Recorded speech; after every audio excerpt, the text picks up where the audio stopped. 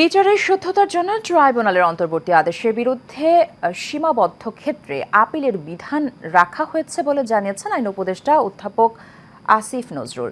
সকালে আন্তর্জাতিক অপরাধ ট্রাইব্যুনাল পরিদর্শনে এসে গণমাধ্যম কর্মীদের সঙ্গে আলাপকালে এসব কথা জানান তিনি। উপদেষ্টা বলেন, বিচারের শুদ্ধতার জন্য রাজনৈতিক দলের বিচারের ইস্যু আনা উচিত নয়। মৃত্যুর রিপোর্টে দেখুন বিস্তারিত। বৃহস্পতিবার আন্তর্জাতিক অপরাধ ট্রাইব্যুনাল পরিদর্শনে যান আইন উপদেষ্টা আসিফ নজরুল। পরিদর্শন শেষে আন্তর্জাতিক অপরাধ ট্রাইব্যুনাল সংশোধন অধ্যাদেশ 2024 অনুমোদনের বিষয়ে সাংবাদিকদের সঙ্গে কথা বলেন তিনি। উপদেষ্টা বলেন, বিচারের শুদ্ধতার জন্য কোনো রাজনৈতিক দল নিষিদ্ধের বিধান ট্রাইব্যুনাল অধ্যাদেশে রাখা হয়নি। সবাই মিলে চিন্তা করেছে যে এই বিচারের শুদ্ধতা রক্ষার জন্য রাজনৈতিক দলের ইস্যু আনা উচিত না।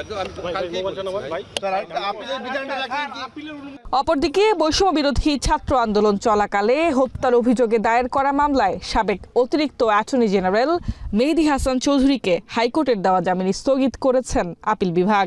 দেশের যখন ফ্যাসিস্ট সরকারের বিরুদ্ধে আন্দোলন চলছে সেই অবস্থায় তিনি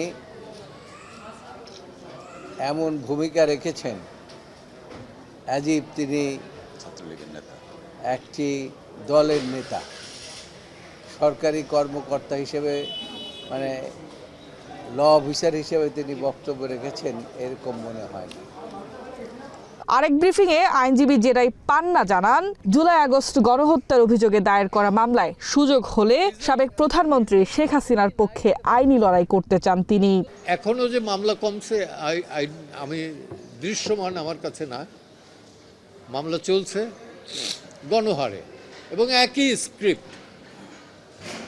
স্ক্রিপ্ট চক্ষু নষ্ট হয়ে গেছে, পা নষ্ট হয়ে গেছে অথবা মারা গেছে একজন, গুলি লাগছে একটা, কিন্তু এর পেছনে শতাধিক 200, 300, 500 লোক ইনভলভ। ইয়েস, যদি সুযোগ হয় শেখ হাসিনার পক্ষে করবে। মৃত্যু, এশিয়ান টেলিভিশন, ঢাকা।